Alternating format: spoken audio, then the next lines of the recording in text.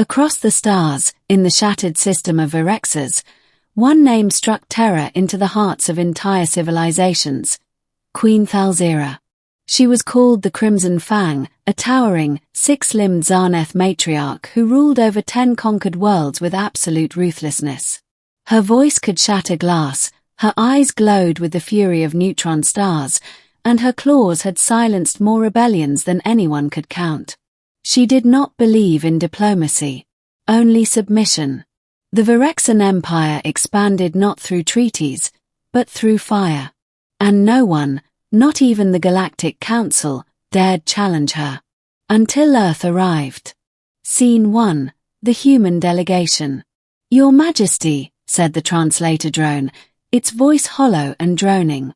"Human envoy Darian Holt requests an audience." Thal'Zira stood atop her obsidian dais in her throne room, her massive tail coiled behind her like a thundercloud. She eyed the fragile creature who walked forward with no guards, no armor, just a black suit and quiet confidence. "You smell of weakness," she growled in her native tongue. "And you smell of insecurity," Holt replied, adjusting his cufflinks. "Ruling through fear tends to rot from the inside." The court gasped. Thal'Zira's claws twitched, but she didn't strike. Instead, she descended from her throne, each step like a falling asteroid. "You're either stupid or brave." "Maybe both," Holt said. "But I've come to offer something you've never had." Thal'Zira narrowed her glowing eyes. "Go on." Scene 2, the offer. "I offer an alliance," Holt said. "But not one built on submission. One built on cooperation. The galaxy is changing. Empires fall. Fear is unsustainable." Thal'Zira hissed. "I've ruled for 100 years. My name is carved into the moons of my enemies. And when you die, all of it goes with you.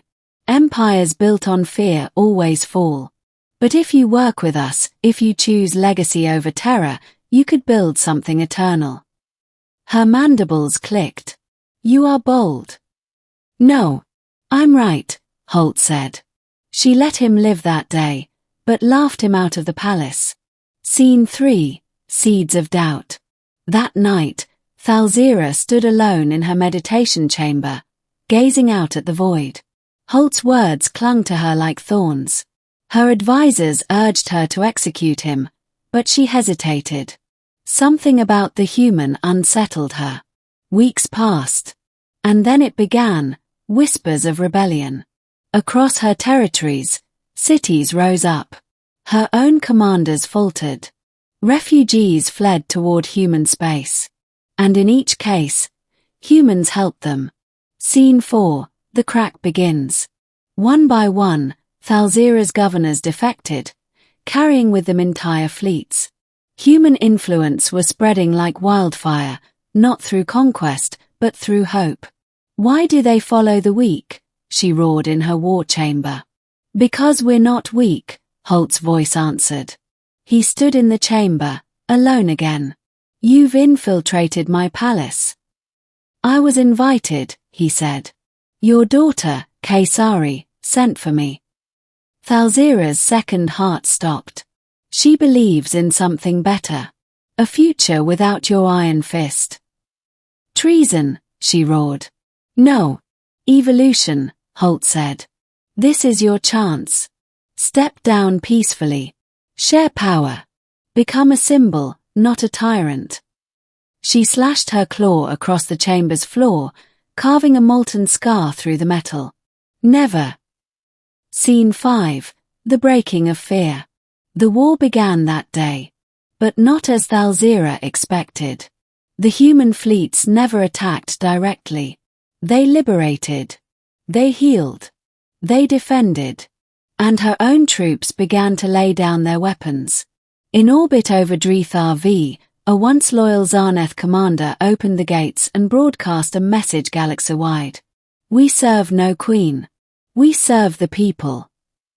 Thal'Zira watched it unfold in silence. For the first time in a century, she was afraid.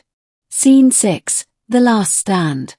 3 months later, the palace burned. Thal'Zira stood atop the charred ruins of her throne room, wearing ceremonial war armor made from the bones of fallen enemies. Her elite guard was gone. Her daughters were in exile. She awaited Holt alone. And he came, not with weapons, but with a single message. "It's over."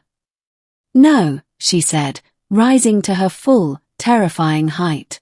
"I still breathe. And until I fall, the Empire lives." Holt looked at her with strange sadness. "You could have been a legend. Now, you'll be a warning." With a roar, she lunged. Scene 7, the duel. The human was faster than she expected.